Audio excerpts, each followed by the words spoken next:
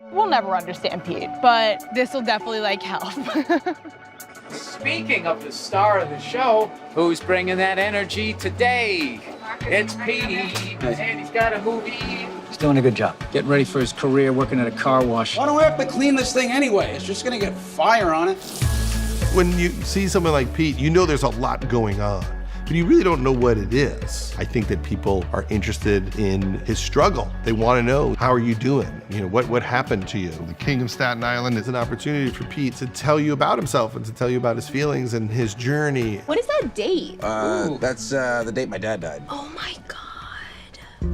Pete is from Staten Island. His father was a fireman who lost his life on 9/11. And it was really so hard for him to recover. And I would even say it's just been recently that he's finding his way and being okay. I think he's very fortunate that Amy is his mother, because she's behind him all the way. God, takes a lot of energy to keep up with him, and he's been through the mill. Your dark sense of humor doesn't work for me. I find it funny. One of the first conversations we had was how autobiographical should the King of Staten Island be? And we decided that it could be completely fictional, but it's an imagining of what Pete's life would have been if he didn't find comedy and he dreams of being a tattoo artist. But what are you gonna do? Are you gonna get a job or are you gonna leave the house? I'm gonna open that tattoo restaurant.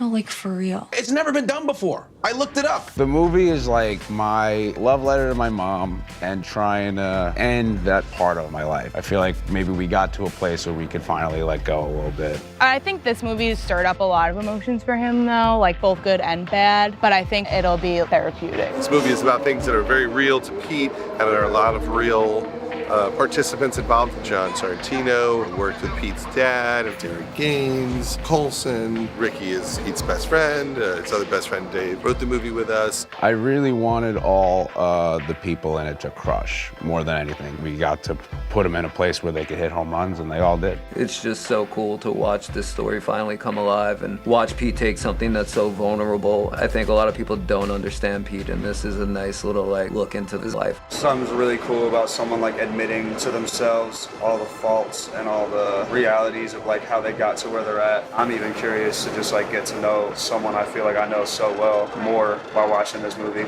Did you happen to get a chance to take a look at the... I drew like that too when I was 14. You know, it's a really beautiful thing to share something that's this hard with other people. It's a real gift. And I'm sure loads of young people are going to relate to this. Someone too scared to take a leap to do anything with their life, who's hindered by mental health and has trauma. And I just think it's really amazing that he's kind of laying that all out to bear. I'm just hoping you enjoy the movie and that you could relate to it in a certain way.